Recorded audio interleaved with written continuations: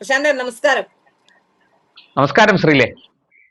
പ്രശാന്ത്, അടുത്ത കാലത്ത് ഏറ്റവും കൂടുതൽ ചർച്ച ചെയ്യുന്നത് നമ്മുടെ അമിത്ഷാ പാർലമെന്റിൽ വരുന്നില്ല, പാർലമെന്റ് നടപടികളിൽ പങ്കെടുക്കുന്നില്ല എന്നൊക്കെയാണ്. കഴിഞ്ഞ ദിവസം ഇതുമായി ബന്ധപ്പെട്ട ഒരു നിർദ്ദേശമുണ്ടായി എന്നും കിരൺ റിജിജുവിനെ പറഞ്ഞ് അമിത്ഷാ പാർലമെന്റിൽ വരണമെന്ന് പറഞ്ഞു തരത്തിലൊക്കെ ചില വിവാദങ്ങളൊക്കെ ഉണ്ടായി. അങ്ങനെ ഒരു തീരുമാനം ഉണ്ടാകുന്ന തരത്തിലൊക്കെ വാർത്തകളൊക്കെ വന്നിരുന്നു. യഥാർത്ഥത്തിൽ എന്താണ് ഇപ്പോ സംഭവിച്ചുകൊണ്ടിരിക്കുന്നത് എന്ന് വ്യക്തമാക്കാമോ? തീർച്ചയായിട്ടും വളരെ രസകരമാണ് ഈ കാര്യം. ഒരു അംഗം സഭയിൽ മനഃപൂർവ്വം വരാതിരിക്കുന്നു, സഭ ബഹിഷ്കരിക്കുന്നു എന്നൊക്കെ പറയുമ്പോൾ തീർച്ചയായിട്ടും അത് ചോദ്യം ചെയ്യപ്പെടേണ്ടതാണ്. അത് അമിത്ഷാ ആണെങ്കിലും ശരി, പ്രധാനമന്ത്രി നരേന്ദ്രമോദി ആണെങ്കിലും ശരി, സഭയുടെ ചിട്ടവട്ടങ്ങൾ, സഭയിൽ പാലിക്കേണ്ട മര്യാദകൾ അതൊക്കെ പാലിക്കുക തന്നെ വേണം. പ്രധാനമന്ത്രിക്ക് മാത്രമല്ല കേട്ടോ, അത് പ്രതിപക്ഷ നേതാവിനും ബാധകമാണ് എന്ന് ഞാൻ അടിവരയിട്ട് പറയുകയാണ്. പറഞ്ഞത് ഞാനല്ല, സത്യത്തിൽ ഞാനത് ഏറ്റുപറയുകയാണ് ചെയ്തത്. പറഞ്ഞത് നമ്മുടെ ആരാധ്യനായ സ്പീക്കർ ഓം ബിർളയാണ്. അദ്ദേഹം കഴിഞ്ഞ ദിവസം ലോക്സഭയിൽ ഇത് സംബന്ധിച്ച് ഒരു എന്താ പറയുക, ഒരു നിർദ്ദേശം തന്നെ നൽകി. സഭയിൽ എല്ലാവരും മര്യാദ പാലിക്കണം, മാന്യമായി സംസാരിക്കണം, അൺപാർലമെന്ററിയായ വാക്കുകൾ പറയരുത്, സഭയിലെ ചിട്ടവട്ടങ്ങൾ പാലിക്കണം. അതായത് ഏത് വിഷയത്തെക്കുറിച്ചാണോ അപ്പോൾ ചർച്ച നടന്നുകൊണ്ടിരിക്കുന്നത് ആ വിഷയം മാത്രമേ സംസാരിക്കാവൂ. അതുപോലെ 0 ഓവർ തുടങ്ങിയ ആ ഓരോ വേളകളിൽ എന്താണോ അവിടെ ചെയ്യേണ്ടത് അത് മാത്രമേ ചെയ്യാവൂ, അത് മാത്രമേ പറയാവൂ. അല്ലാതെ മറ്റു കാര്യങ്ങൾക്ക് സഭയിലെ ബഹുമാനപ്പെട്ട അംഗങ്ങൾ ശ്രമിക്കരുത്. അത് സഭയുടെ ചിട്ടവട്ടങ്ങൾക്കെതിരാണ്, സഭ നടത്തിക്കൊണ്ടുപോകുന്നതിന് വലിയ ബുദ്ധിമുട്ട് സൃഷ്ടിക്കും തുടങ്ങിയ അദ്ദേഹം ഒരുപാട് കാര്യങ്ങൾ ജനാധിപത്യത്തിൽ പാലിക്കേണ്ട മര്യാദ. അതെ, തീർച്ചയായിട്ടും പാലിക്കാതെ പ്രവർത്തിക്കുന്ന രാഹുൽ ഗാന്ധിയാണ്. അത് പാർലമെന്റിനകത്തും പാർലമെന്റിന് പുറത്തും. ഈ പാർലമെന്റിന് പുറത്ത് നടക്കുന്ന കാര്യങ്ങളിൽ സഭാനാഥൻ എന്നുള്ള നിലയ്ക്ക് സ്പീക്കർക്ക് ചില നിർദ്ദേശങ്ങൾ കൊടുക്കാനേ കഴിയുള്ളൂ. പാർലമെന്റിന്റെ മുമ്പിൽ നമ്മൾ കഴിഞ്ഞ ദിവസം കണ്ടു, പപ്പു യാദവ് എന്ന് പറയുന്ന ആള് ഒരു സന്യാസി വേഷം കെട്ടി ശ്രീരാമ ചിത്രവും ഒക്കെ വച്ച് പിരിവ് നടത്തുകയും ഈ കോൺഗ്രസ് നേതാക്കളും ഇന്ത്യ സഖ്യത്തിലെ മറ്റു നേതാക്കളും ഒക്കെ വന്ന് ഈ നമ്മൾ കാണിക്ക ഇങ്ങനെ ഭിക്ഷ കൊടുക്കുന്നത് പോലെ, തുട്ടുകൾ, നാണയത്തുട്ടുകൾ ഭിക്ഷ കൊടുക്കുന്നത് പോലെ ഈ പപ്പു യാദവിന് കൊടുക്കുന്നതും ഒക്കെ നമ്മൾ കണ്ടു. അതിന്റെ പേരിൽ ഇപ്പോൾ കേസൊക്കെ എടുത്തിരിക്കുകയാണ്. കാരണം അത് മതവികാരത്തെ വ്രണപ്പെടുത്തി, ഹിന്ദുമത വിശ്വാസികളുടെ മതവികാരത്തെ വ്രണപ്പെടുത്തി എന്ന് പറഞ്ഞ് ചിലർ കേസൊക്കെ കൊടുത്തിട്ടുണ്ട്. അത് സംബന്ധിച്ച് കോടതിയിലും ഒരു വ്യവഹാരം താമസിയാതെ വരും എന്നാണ് കേൾക്കുന്നത്.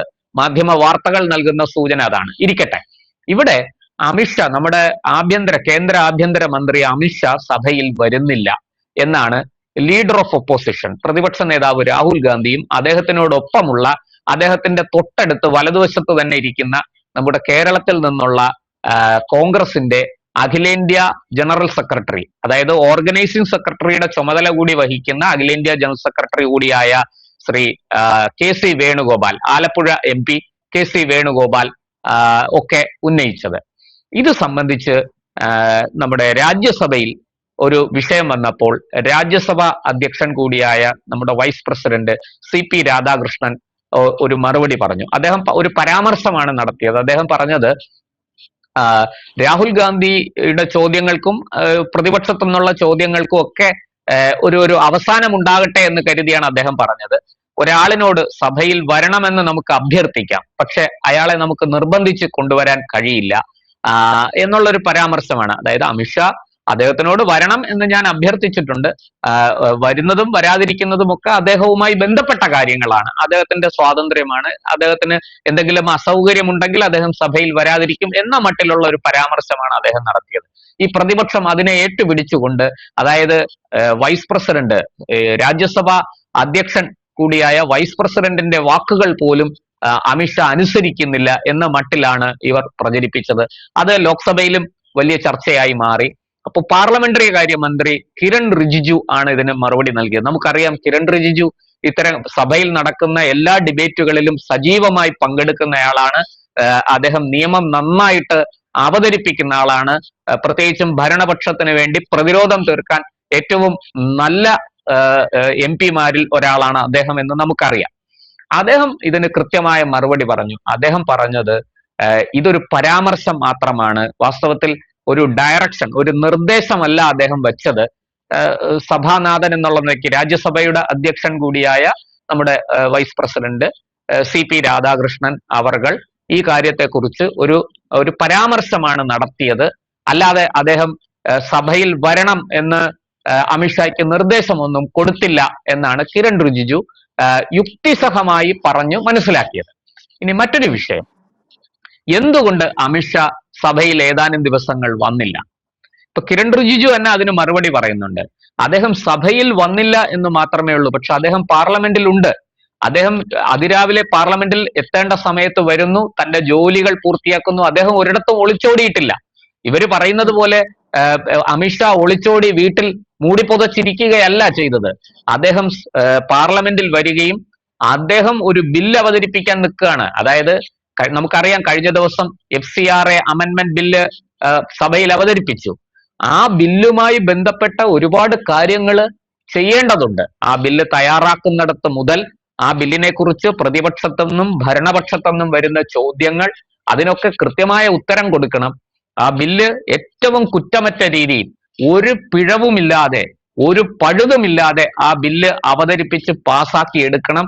ആ പാസാക്കിയതിന് ശേഷമാണ് അതിന്റെ വകുപ്പും ചട്ടങ്ങളും ഒക്കെ തീരുമാനിക്കുന്നത്. അപ്പോൾ അങ്ങനെ കൃത്യമായി വകുപ്പും ചട്ടങ്ങളും തീരുമാനിക്കാൻ കഴിയുന്ന വിധത്തിൽ ആ ബില്ല് അവതരിപ്പിച്ച് പാസാക്കിയെടുക്കണം. അതിന് വരുന്ന ചോദ്യങ്ങൾക്ക് മറുപടി കൊടുക്കണം. ഇതൊരു നിസ്സാര കാര്യമല്ല. കഴിഞ്ഞ എത്രയോ മാസങ്ങളായിട്ട് ഇതുമായി ബന്ധപ്പെട്ട് നമ്മൾ കേൾക്കുന്നുണ്ട് ഈ FCRA അമെൻമെന്റ് ബില്ല് എന്ന് നമ്മൾ കേൾക്കുന്നുണ്ട്. പക്ഷെ അപ്പോ എത്രയോ മാസങ്ങളായിട്ട് അമിത്ഷായും കൂട്ടരും ഇതിന്റെ പുറകിലാണ്. ഇതിൽ ഒരു അമിത്ഷാ ഒറ്റയ്ക്കല്ല, ഒരു വലിയ ഉദ്യോഗസ്ഥ വൃന്ദം തന്നെ അതിന്റെ പുറകിൽ പ്രവർത്തിക്കുന്നുണ്ട്. അങ്ങനെ വളരെ കൃത്യമായ ബില്ല് അവതരിപ്പിക്കപ്പെട്ടു കഴിഞ്ഞു. ഇപ്പോൾ അദ്ദേഹം സഭയിലുണ്ട്.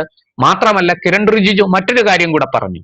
ഈ വരുന്ന 12-ാം തീയതി അദ്ദേഹം മണിക്കൂറുകൾ എടുത്ത് ഇതിന് മറുപടി കൊടുക്കും, ചോദ്യങ്ങൾക്ക് ഉത്തരം കൊടുക്കും. അത് പ്രതിപക്ഷത്തെന്നാകട്ടെ ഭരണപക്ഷത്തെന്നാകട്ടെ ഏത് ചോദ്യങ്ങളും ഇത് സംബന്ധിച്ച് ഉയർത്താം. ആ ചോദ്യങ്ങൾക്കെല്ലാം കേന്ദ്ര ആഭ്യന്തരമന്ത്രി കൂടിയായ അമിത്ഷാ ഉത്തരം കൊടുക്കും. നോക്കൂ ശ്രീലെ, ഒരു മാധ്യമ പ്രവർത്തക എന്ന നിലയ്ക്ക് താങ്കൾക്കറിയാമല്ലോ, താങ്കൾ പലപ്പോഴും നിയമസഭ റിപ്പോർട്ട് ചെയ്തിട്ടുള്ള ആളാണ് കേരളത്തിൽ. ഈ നിയമസഭയിൽ ഒരു ചോദ്യം വന്നാൽ അതിന് ഭരണപക്ഷത്തുനിന്ന് ഉത്തരം കൊടുക്കേണ്ട ആ മന്ത്രി, ഏത് മന്ത്രിയാണോ ആ മന്ത്രി ഉത്തരം കൊടുക്കേണ്ടത് എത്രമാത്രം ഹോംവർക്ക് ചെയ്തിട്ടാണ് വരുന്നത് എന്ന് നമുക്കറിയാം, അല്ലെ? നമ്മൾ രണ്ടുപേരും ഇത് റിപ്പോർട്ട് ചെയ്തിട്ടുള്ളവരാണ്. ഒരു ചോദ്യം വരുന്നു, ആ ചോദ്യം നക്ഷത്ര ചിഹ്നമുള്ള ചോദ്യങ്ങൾ, നക്ഷത്ര ചിഹ്നമിടാത്ത ചോദ്യങ്ങൾ, അതുപോലെ 0 ഓവറിൽ വരുന്ന മറ്റ് സബ്മിഷനുകൾ, ഇതിനൊക്കെ കൃത്യമായ മറുപടി പറയണം.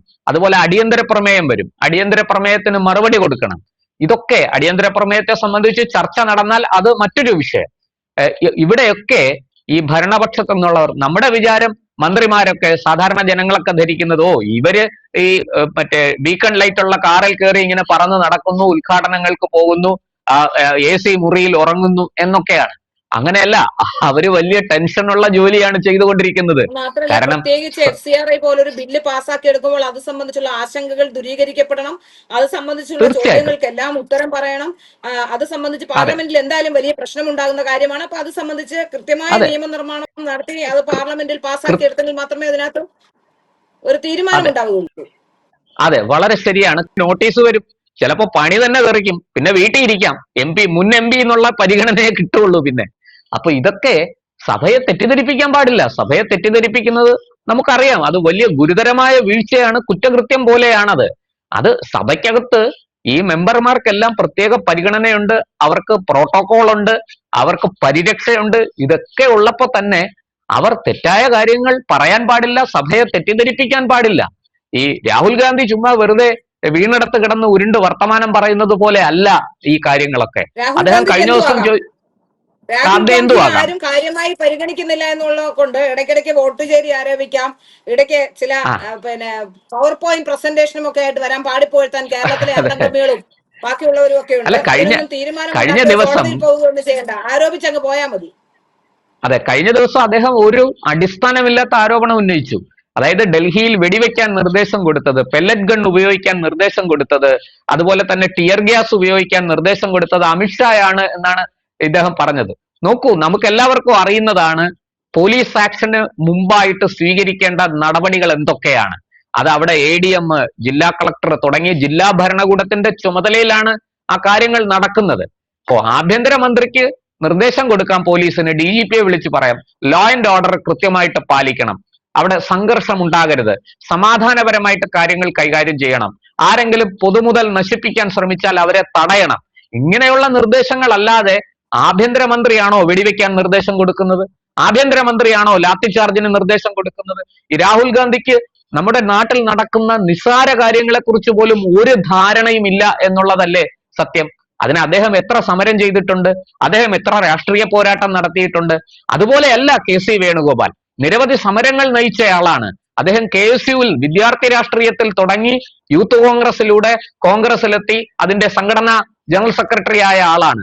അദ്ദേഹവും ഈ പൊറാട്ട് നാടകത്തിന് കൂട്ടുനിൽക്കുന്നു എന്ന് കാണുമ്പോഴാണ് നമുക്ക് സങ്കടം തോന്നുന്നത്. KC വേണുഗോപാൽ പരിണിതപ്രജ്ഞനായ ഒരു രാഷ്ട്രീയ നേതാവാണ്, നിസ്സാരക്കാരനല്ല. അദ്ദേഹത്തെ കുറിച്ച് വ്യക്തമായിട്ട് മനസ്സിലാക്കിയിട്ട് തന്നെയാണ് ഞാനിത് പറയുന്നത്. മികച്ച നേതാവ് കൂടിയാണ് അദ്ദേഹം. എനിക്ക് തോന്നുന്നു മാത്തമാറ്റിക്സിൽ ബിരുദവും ബിരുദാനന്തര ബിരുദവും ഒക്കെ ഉള്ള ആളാണ് അദ്ദേഹം. അതും ഉന്നത റാങ്ക് വാങ്ങിയാണ് അദ്ദേഹം പാസ്സായത്, നിസ്സാരക്കാരനല്ല.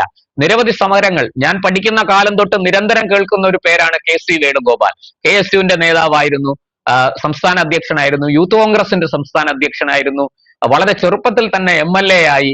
നിയമസഭാ നടപടികൾ, പാർലമെന്ററി നടപടികൾ ഒക്കെ നല്ലവണ്ണം അറിയുന്നയാളാണ്. അദ്ദേഹം രാഹുൽ ഗാന്ധിയെ പറഞ്ഞു മനസ്സിലാക്കിക്കണം, ഇതിനകത്ത് രാഷ്ട്രീയം കളിക്കുകയല്ല വേണ്ടത്. ജനങ്ങൾ നിങ്ങളെ കണ്ടുകൊണ്ടിരിക്കുകയാണ്, കേട്ടുകൊണ്ടിരിക്കുകയാണ്. ജനം നിങ്ങളെ കൈവെടിഞ്ഞതിന്റെ കാരണവും ഇത് തന്നെയാണ്. പറയുന്നിടത്തല്ല പ്രവൃത്തി, പ്രവർത്തിക്കുന്നതല്ല പറയുന്നത്. നമ്മൾ സാധാരണ പറയാറുണ്ട്, കൊട വെച്ചിടത്ത് വടി വെക്കില്ല, വടി വെച്ചിടത്ത് ചെരുപ്പ് വെക്കില്ല. അതുപോലെയാണ് ഈ പാർലമെന്റിനുള്ളിൽ രാഹുൽ ഗാന്ധിയുടെ ചില സംസാരങ്ങൾ കേട്ടാൽ, അല്ലെങ്കിൽ പരാമർശങ്ങൾ കേട്ടാൽ, പ്രസംഗങ്ങൾ കേട്ടാൽ നമുക്ക് തോന്നുക. ഈ കാര്യത്തിൽ അദ്ദേഹത്തെ കോൺഗ്രസ് നേതൃത്വം നന്നായിട്ട് ഹോംവർക്ക് ചെയ്ത് അദ്ദേഹത്തെ പഠിപ്പിക്കണം. അല്ലാതെ സഭയിൽ വന്ന് എന്തും വിളിച്ചു പറയാം എന്ന് കരുതരുത്. ഇവിടെ അമിത്ഷാ സഭയിൽ വരാതിരുന്നെങ്കിൽ അതിന്റെ കാരണം ഇതാണ്. അല്ലാതെ അദ്ദേഹം ഈ ഡൽഹിയിൽ നടന്ന ഒരു സമരത്തിന്റെ പേരിൽ പേടിച്ച് മാളത്തിൽ ഒളിക്കുന്നയാളൊന്നുമല്ല അമിത്ഷാ. അദ്ദേഹം ഒരു തവണ ഒരു കേസിൽ അദ്ദേഹത്തെ പോലീസ് അറസ്റ്റ് ചെയ്തു. കോടതിയുടെ നിർദ്ദേശം അനുസരിച്ച് അദ്ദേഹം ഗുജറാത്ത് ആഭ്യന്തരമന്ത്രി ആയിരുന്ന കാലത്ത് അദ്ദേഹത്തെ അറസ്റ്റ് ചെയ്തു. അന്ന് അദ്ദേഹം രാജിവെച്ചു, അറസ്റ്റ് നേരിട്ടു. അദ്ദേഹം ഒരിടത്തും ഒളിച്ചോടിയില്ല. അദ്ദേഹം കോടതിയിൽ കീഴടങ്ങി നേരെ വന്നു, കോടതി റിമാൻഡ് ചെയ്തു, അദ്ദേഹം ജയിലിൽ പോയി. അതിനുശേഷം ജാമ്യം കിട്ടി. മാസങ്ങൾ കഴിഞ്ഞാണ് അദ്ദേഹത്തിന് ജാമ്യം കിട്ടുന്നത്. ജാമ്യം കൊടുത്തപ്പോൾ കോടതി പറഞ്ഞ കണ്ടീഷൻ ഗുജറാത്തിൽ പ്രവേശിച്ചു പോകരുതെന്നാണ്. അദ്ദേഹം ആ കാലം അത്രയും മഹാരാഷ്ട്രയിൽ കഴിഞ്ഞു. മഹാരാഷ്ട്രയിൽ താമസിച്ചുകൊണ്ടാണ് അദ്ദേഹം ആ കേസിനെ നേരിട്ടത്. അങ്ങനെയൊക്കെയുള്ള അമിത്ഷാ പേടിച്ച് പാർലമെന്റിൽ വരാതിരിക്കുന്നു എന്ന് പറഞ്ഞാൽ അത് വിശ്വസിക്കാൻ, അതെ രാഹുൽ ഗാന്ധിയെ പേടിച്ച് പാർലമെന്റിൽ വരുന്നില്ല, മോദി വരുന്നില്ല. ഇതൊക്കെയാണ് രാഹുൽ ഗാന്ധി. അതെ, രാഹുൽ ഗാന്ധിയെ ട്രോളുകയാണോ സംശയം? അങ്ങനെയും പറയപ്പെടുന്നുണ്ട് സോഷ്യൽ മീഡിയയിൽ. എന്തായാലും അങ്ങനെയൊക്കെ പറയുമ്പോൾ, ഇത് കേൾക്കുമ്പോൾ നമുക്ക് ചിരിക്കാനാണ് തോന്നുന്നത്. സത്യത്തിൽ പാർലമെന്ററി നടപടികളുടെ ഗൗരവം ചോർത്തിക്കളയുന്ന വാക്കുകളാണ് രാഹുൽ ഗാന്ധിയും അദ്ദേഹത്തിന്റെ പാർട്ടിയും പറയുന്നത്. ഇത്രയും പാരമ്പര്യമുള്ള കോൺഗ്രസ് ഇത്രയ്ക്ക് തരം താഴരുത് എന്നാണ് എനിക്ക് പറയാനുള്ളത്. കാരണം ഈ രാജ്യത്ത് ഒരു പ്രതിപക്ഷം ആവശ്യമുണ്ട്. ജനാധിപത്യത്തിൽ പ്രതിപക്ഷമില്ലെങ്കിൽ നശിക്കുന്നത് ഭരണപക്ഷമാണ്, നാടിന്റെ നന്മയാണ് ഇല്ലാതാകുന്നത് എന്നുകൂടി തിരിച്ചറിയുന്ന ഒരു മാധ്യമ പ്രവർത്തകൻ എന്ന നിലയ്ക്ക് എനിക്ക് പറയാനുള്ളത്, കോൺഗ്രസ് വളരെ ഗൗരവത്തോടുകൂടി ഈ കാര്യങ്ങളെ സമീപിക്കണം. യഥാർത്ഥ പ്രതിപക്ഷത്തിന്റെ ധർമ്മം അവർ നിർവഹിക്കണം.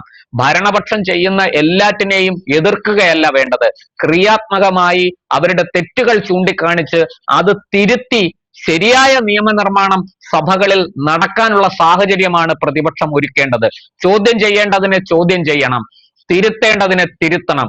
അതാണ് പ്രതിപക്ഷത്തിന്റെ ധർമ്മം. അല്ലാതെ അനാവശ്യമായി ബഹളമുണ്ടാക്കുക, പാർലമെന്റിന്റെ വാതിൽക്കൽ, പാർലമെന്റ് പടിക്കൽ വെറുതെ അനാവശ്യമായ സമരങ്ങൾ ചെയ്യുക, എന്നിട്ട് ഈ നാട്ടുകാർക്ക് ട്രോളാൻ വേണ്ടിയിട്ട് ഓരോരോ എന്താ പറയുക, പൊറാട്ട് നാടകങ്ങൾ അവതരിപ്പിക്കുക, ഇതൊന്നുമല്ല പ്രതിപക്ഷത്തിന്റെ ധർമ്മം. രാഹുൽ ഗാന്ധിയെ പോലെ പാരമ്പര്യമുള്ള ഒരു കുടുംബത്തിൽ നിന്ന് വരുന്ന രാഷ്ട്രീയ നേതാവിൽ നിന്ന് രാജ്യം വളരെ കൂടുതൽ പ്രതീക്ഷിക്കുന്നുണ്ട്.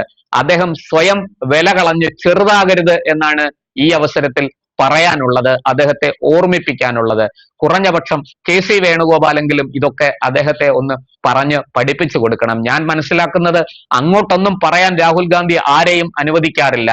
രാഹുൽ ഗാന്ധി എന്തു പറയുന്നോ അത് മറ്റുള്ളവർ അനുസരിച്ചു കൊള്ളണം. ആ ഡൈനാസ്റ്റി, ആ പാരമ്പര്യ രാഷ്ട്രീയം അതൊന്നും ഇനി ചെലവാകില്ല. ഇന്ത്യയുടെ മണ്ണിൽ ഇനി അതിനൊന്നും സ്ഥാനമില്ല എന്നുകൂടി അദ്ദേഹം തിരിച്ചറിയണം. നമുക്കിത് പറയാനേ കഴിയുള്ളൂ. കോൺഗ്രസ്സുകാരാണിത് മനസ്സിലാക്കി അദ്ദേഹത്തെ ഉപദേശിക്കേണ്ടത്. എന്തായാലും അമിത്ഷാ പാർലമെന്റിൽ എത്തി, ബിൽ അവതരിപ്പിച്ചു കഴിഞ്ഞു. ഇപ്പോഴിതാ 12-ാം തീയതി, ഓഗസ്റ്റ് 12-ാം തീയതി അദ്ദേഹം മണിക്കൂറുകൾ ഉത്തരം പറയാൻ മാറ്റിവെച്ചിരിക്കുകയാണ്. മറ്റൊരു കാര്യങ്ങൾക്കും അദ്ദേഹം സമയം കൊടുത്തിട്ടില്ല. വരുന്ന ഏത് ചോദ്യങ്ങൾക്കും അദ്ദേഹം സഭയിൽ ഉത്തരം പറയും. അതിൽ ഒരു വിട്ടുവീഴ്ചയുമില്ല. മണിക്കൂറുകളോളം അദ്ദേഹം ഉത്തരം പറയാൻ തയ്യാറായി നിൽക്കുകയാണ് എന്നാണ് കിരൺ റിജിജു സഭയിൽ പറഞ്ഞത്. ഇത് ഔദ്യോഗിക രേഖ കൂടിയാണ്. നാളെ ഇതിൽ നിന്ന് ഒളിച്ചോടാൻ അമിത്ഷായ്ക്കോ കിരൺ റിജിജുവിനോ കഴിയില്ല എന്നുകൂടി നമ്മൾ മനസ്സിലാക്കണം. അപ്പോൾ ഇത് ഒളിച്ചോട്ടമല്ല. സഭയിൽ വരാതിരുന്നെങ്കിൽ അതിന് തക്കതായ കാരണങ്ങളുണ്ട്.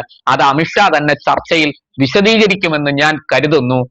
അല്ലാത്ത പക്ഷം സഭയിൽ വരുമ്പോൾ അമിത്ഷായോട് പ്രതിപക്ഷത്തിന് ചോദിക്കാം, അങ്ങ് എവിടെയായിരുന്നു, എന്തുകൊണ്ടാണ് അങ്ങ് ഇത്രയും ദിവസം സഭയിൽ വരാതിരുന്നത്, ഉചിതമായ മറുപടി സഭയെ ബോധ്യപ്പെടുത്തുന്ന വിധത്തിൽ പറയുക എന്ന് ആവശ്യപ്പെടാം. അതൊന്നുമില്ലാതെ സഭയിൽ വെറുതെ ബഹളമുണ്ടാക്കാനാണ് പ്രതിപക്ഷം ശ്രമിക്കുന്നതെങ്കിൽ ക്രിയാത്മകമായ ചർച്ചയും സംവാദവും നടക്കാതെ പോകും. അത് FCRയെ സംബന്ധിച്ച ആ ബില്ലിന്റെ ഏറ്റവും മനോഹരമായ, ഏറ്റവും ഗംഭീരമായ ഒരു പൂർത്തീകരണത്തിലായിരിക്കില്ല അത് ചെന്നെത്തുക. അതുകൊണ്ട് പ്രതിപക്ഷത്തിനും അവരുടെ ധർമ്മം ഇവിടെ നിർവഹിക്കേണ്ടതുണ്ട്. തീർച്ചയായിട്ടും അന്ന് ആഗസ്റ്റ് 12-ാം തീയതി ക്രിയാത്മകമായ ഒരു ചർച്ചയ്ക്ക് വേദി ഒരുക്കണം.